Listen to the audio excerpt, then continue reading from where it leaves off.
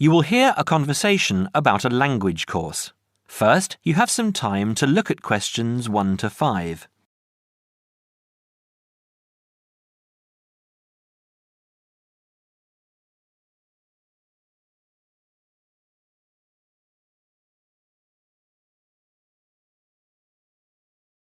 You will see that there is an example that has been done for you.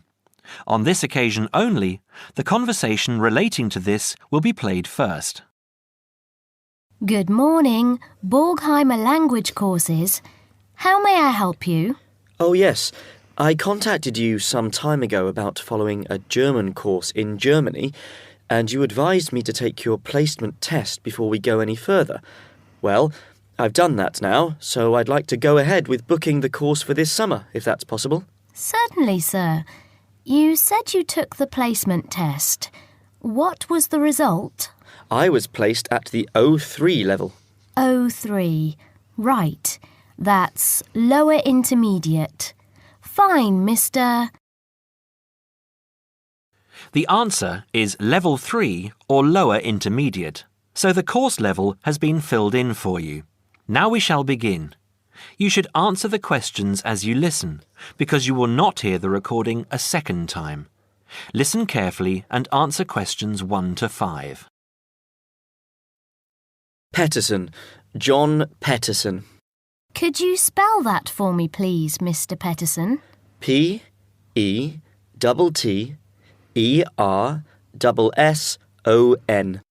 That's a double T and a double S. Am I right? That's right. Now, could I ask you where the course takes place? Well, we offer courses in Hamburg and Berlin. For your level, there's never a problem. There are always plenty of people for the intermediate classes. Oh dear. Does that mean that there might be a lot of students in my class? I wouldn't be very happy about that. No, don't worry, Mr. Petterson. The maximum class size is 12, but I've never known there to be more than 9 or 10 in a class. It could even be 5 or 6. Good. Actually, I'd prefer to study in Berlin. And how long is the course? 3 weeks, 5 hours a day. 2 hours only on Saturday. Sundays free. I see. And what about accommodation? There you have a choice, Mr. Petterson. You can either stay with a German family who are used to having such guests, or you can stay on the university campus, or we can book you into a nearby bed and breakfast. Is there a big difference in price? Not really. Staying with the family works out the cheapest, and the bed and breakfast is a bit more money. Staying on the university campus comes somewhere between the two price-wise, but Berlin is not too expensive anyway. Which do you recommend? Well, if you want to practice your German and be part of a German family, I would recommend staying with a family. Our families are all hand-picked, and we've never had any sort of complaint. Yes, I'll probably do that then. What are the dates of the course? The first summer course starts on the 1st of June in Hamburg and a week later in Berlin, which is what would concern you as you have chosen the Berlin course. That's the 8th of June. The next course would begin on the 2nd of July and then... The 2nd of July course would be perfect for me. Can you put me down for it now? Certainly, Mr. Petterson. Can I have your address, please? 26 Mayfield Drive, Orpington, Kent. I'm afraid I can't remember the postal code. Don't worry, Mr. Petterson. I'll check on it. Before you hear the rest of the conversation, you have some time to look at questions 6 to 10.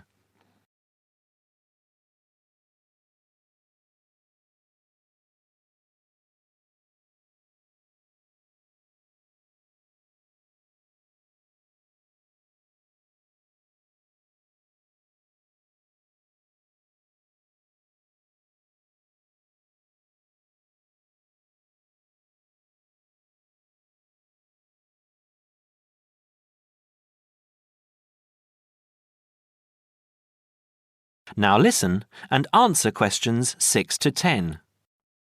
There are a couple of other things I'd like to ask. Certainly. What do I need to bring on the course? Well, apart from the obvious, you'll need our textbooks. I'll email you the name and publisher. You should be able to find it in your local bookstore. If you do have problems, call me or email me and I'll see what I can do. We provide the computers, computer disks, translation exercises and all that sort of thing, but you will need a good dictionary. We recommend Langenscheidt, which is more than adequate for your level. You don't have to go and spend a lot of money on an expensive dictionary. Not yet, anyway. Maybe you will when your German reaches a very high standard. That would be very nice. Now, finally, what about the cost of the course? And how do I pay? Would you like to pay that in pounds or in euros? Euros would be fine. In that case, it's 550 euros. You can pay by credit card if you like. Oh dear, I'm afraid I haven't got a credit card. How else can I pay? That's not a problem, Mr. Peterson. You can pay by bank transfer. Fine. By the way, I forgot to mention I am a full-time student. Have you got a student card? Oh, yes. Then that does make a difference, you'll be pleased to hear. You are entitled to 35% off the full price. And if you can persuade a few people to join you, it would work out even cheaper. How do you mean exactly? Well, for every 5 people you find, 1 goes free. In other words, if there are 6 of you, you get 1 free course. Of course, in reality, you would divide up the savings amongst you, presumably. Right. Well, I'll see what I can do. Thank you. Not at all, Mr. Peterson, and I'm sure you'll enjoy the course. There are, of course, sightseeing possibilities. Would you like me to send you our brochure describing them? Yes, thank you. I'd appreciate that. Anyway, thanks for your help. If I want to call back, who do I ask for? Susanna. I'm here most of the time.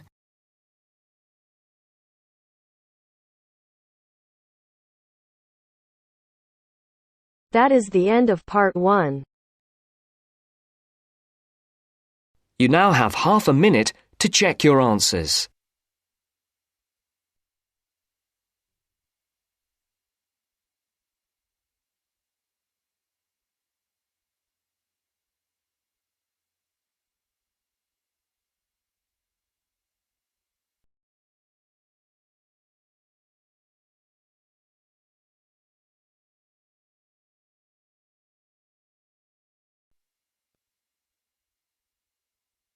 Now turns to part 2. Part 2.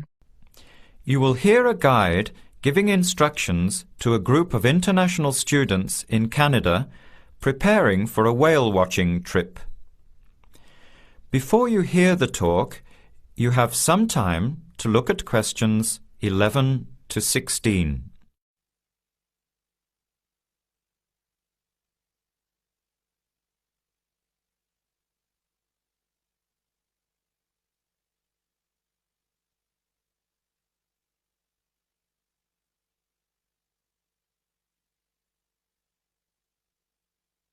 Now listen carefully to the first part of the talk and answer questions 11 to 16. Hello, everyone. Glad to see so many happy faces on this wild and windy day. Are you all ready to go looking for whales? I'm Tony, and our other guide today is Dale. We'll be using these 2 rubber boats you see here, and our trip today will take 3 hours. In a few minutes, we'll be heading into part of the largest temperate rainforest of the Pacific Northwest. I'll show you our route on the map here. This is where we are now.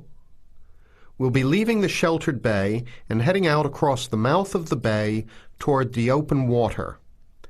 As you know, Last night there were strong winds in the area, so we can't go out into the ocean as we had planned. Near the mouth, the water will be quite rough. That's where we are most likely to spot orcas, or killer whales as they are also called. After crossing the mouth of the bay, we'll enter the calmer, shallower waters. This is where you look for gray whales. Then we will continue up this narrow inlet close to the shore. You will have a great view of giant fir and cedar trees that have never been logged. Here is the place to watch for wildlife. You are likely to see bears along the shore and eagles in the sky overhead. Right at the back of the inlet here are the hot springs where we will be stopping for an hour. You can have a soothing soak in bubbling hot water before the return trip. I'll tell you a little bit about the whales now, because with the noise of the wind and the engine, you won't be able to hear much out there. As we head out in the boat, we will probably see dolphins first. They are a gray color and quite small, 1 to 2 meters long. They will swim right beside the boat, racing along and sometimes jumping out of the water just ahead of us. They swim very fast, and they are playful and curious. They're really fun to watch. The next ones we'll see are orcas, or killer whales, which are actually members of the dolphin family. They are 7 to 8 meters long, very fast, and they have sharp teeth. Some stay in these waters all year round. We identify them by the distinctive black and white color. They feed mainly on salmon in these waters, but the orca diet can include seabirds, seals, dolphins, and other mammals. They can be fierce hunters, and this is why they are called killer whales. We should start watching for them as soon as we get out toward open water. We're likely to spot the orcas from a considerable distance. Watch for the black and white marking and mist spouting from the blowholes on top of their heads. Just outside the inlet is where we will probably see gray whales. The grays are migratory. They pass through here twice a year, moving from far in the north where they feed to the warm southern waters where they breed. You are very lucky today because several have been reported in the area. Unlike the orcas, grays are solitary, except when you see a mother with a calf. The gray whales are much longer and heavier than the orcas, 14 meters long, and weighing up to 30 tons. The gray whales are filter feeders, gathering tiny ghost shrimp from the sand at the bottom. We recognize grays from their tail fins because each one is different. Once we find the whales, we'll come up as close as we can safely. We are allowed to approach the whales no closer than 50 meters, but that feels pretty close when you are in the presence of animals this big. You'll see mist coming out of the blowholes when they breathe out, and you'll hear a loud hiss. If we are downwind, we might even be able to smell them, a strong, fishy smell. Before the talk continues, you have some time to look at questions 17 to 20.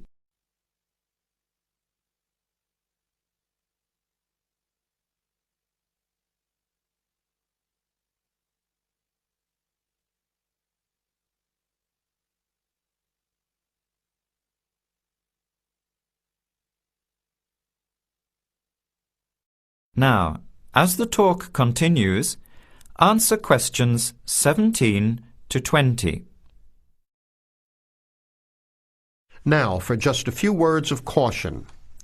It will be quite bouncy out there, especially in the front of the boat. If you want a smoother ride, stay in the middle of the boat, close to the engine. Hold on to the ropes and keep an eye on any big waves. Be alert so you don't get thrown out of the boat. In case of an emergency, you are all wearing survival suits. They'll keep you warm and dry in or out of the water. They are bright orange for visibility. The water temperature is around 8 degrees. Without these suits, you would only last a few minutes in this cold water. With these suits, your survival time is increased dramatically. They will keep you upright in the water even if you can't swim. But we don't expect anybody to end up in the water, so don't worry. Now, are there any questions? I'm afraid of getting seasick. Right.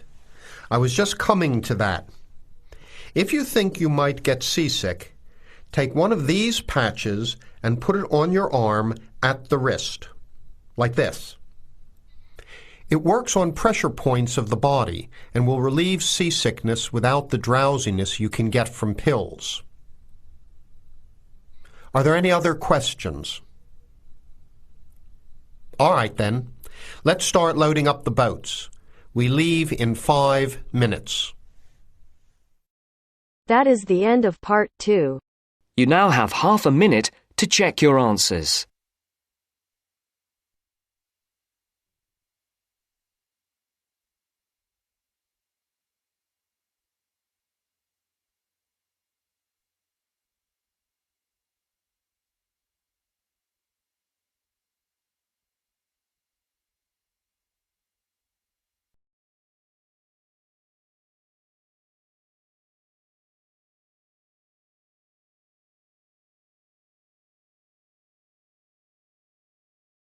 Now turns to part 3.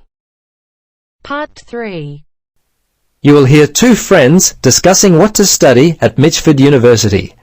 First, you have some time to look at questions 21 to 27.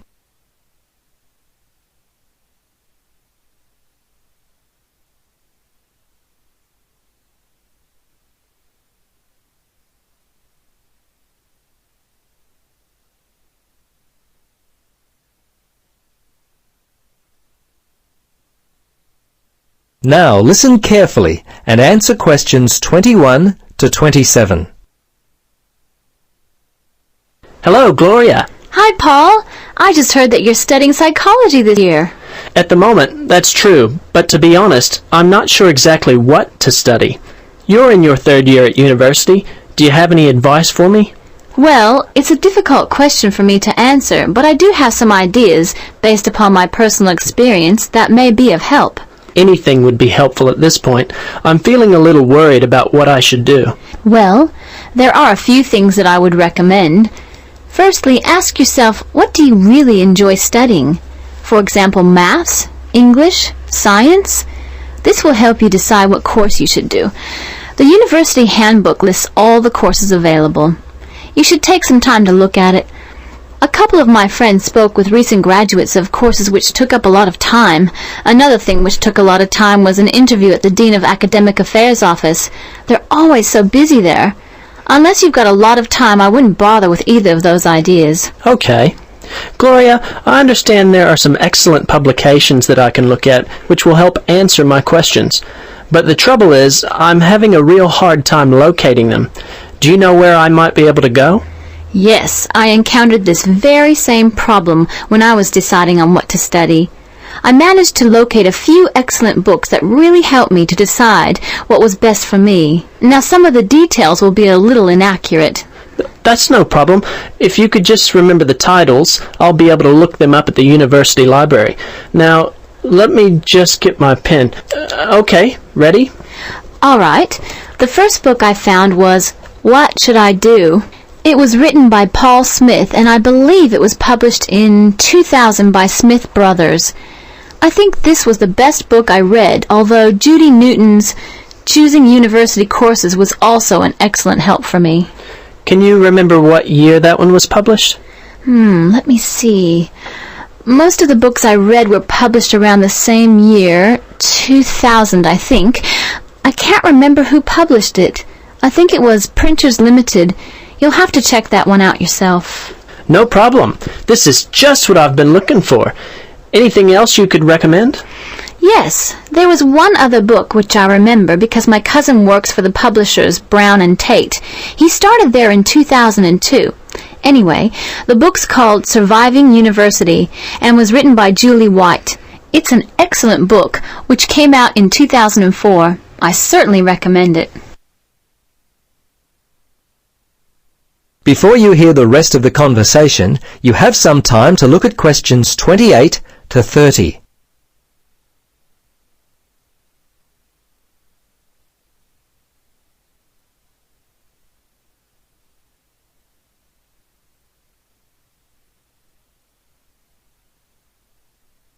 Now listen and answer questions 28 to 30.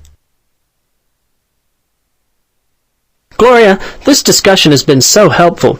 I wonder if I might ask one more question. Sure. What would you like to know? Well, I'm wondering why you finally decided to study psychology.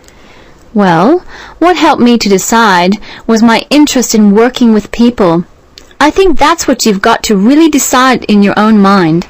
Do people give you energy or do they drain you of energy?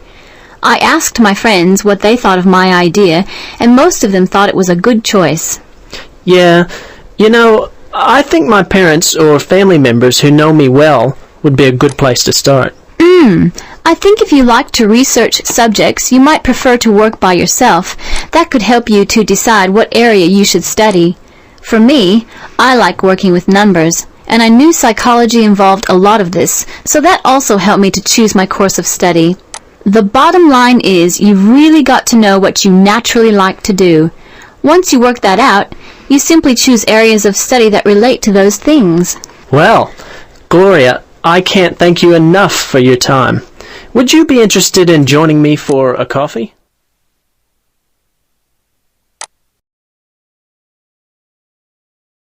That is the end of part 3. You now have half a minute to check your answers.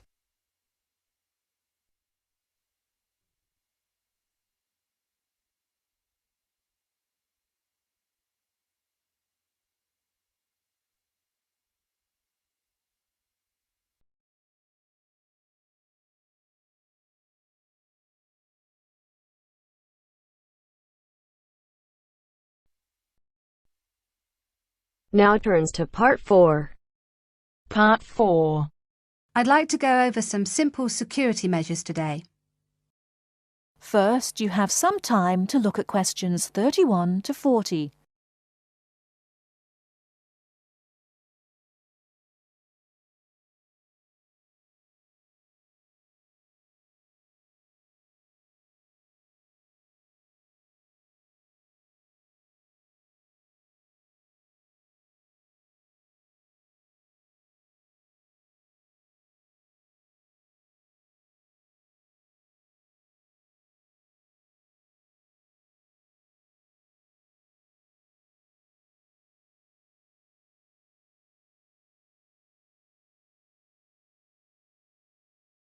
Now, listen carefully and answer questions 31 to 40.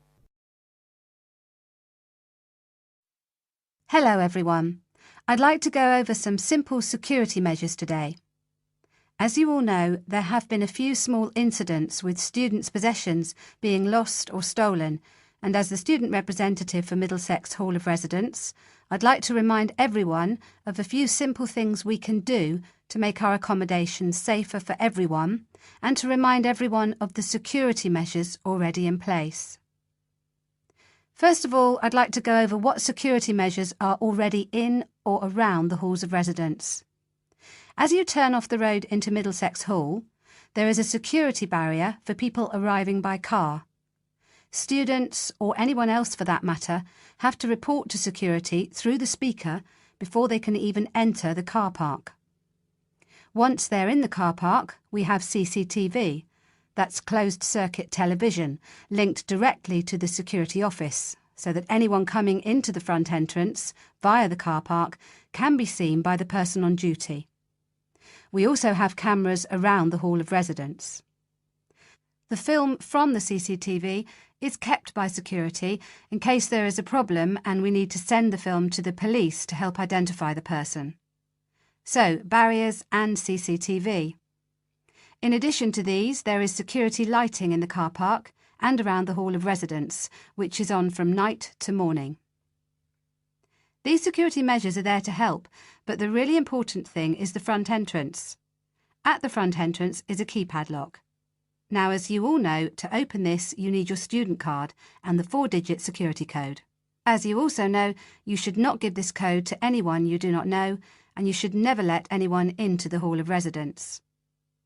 Remember that for all the security measures we take, if you let someone into the hall, then anything we do to keep students' possessions safe will not help. After the front door, we have the reception desk. Now, this is manned 24 hours a day, but the security guard has a lot to do and may not be there all the time. If you need to call security, go to the nearest phone or call on your mobile. The number is 966, and they will be with you as soon as they can. The next thing I want to mention are your own personal security measures. By this I mean the locks on your room door and window, your personal alarm and the university bus. All student rooms have a swipe lock that we open with our student cards. Do not leave your room door unlocked if you're going out for a long period of time, and do not leave your card in a place where someone can pick it up and enter your room. This is, of course, common sense, but people still leave their rooms unlocked and still leave their cards around. The next thing is your room window. Everyone has a key for their window, and everyone should try to keep their windows locked when they are out of the building. However, the security guard has told me that he often finds windows open, and even worse, he finds windows open on the ground floor. Please don't do this. It's an invitation to a burglar to enter the hall and take people's things. Finally, 2 more items: personal alarms and the university bus. Now, the Students' Union gives every student their own personal alarm if you go to collect it. A personal alarm is something that gives out a loud noise if you press it when you think you may be in danger. It lets people know where you are and that you need help. The second thing you can do is use the university bus. It takes students from the campus to the town and to other places on campus. It goes every half an hour and it's free, so please try to use it, especially after dark. That is the end of part 4. You now have half a minute to check your answers.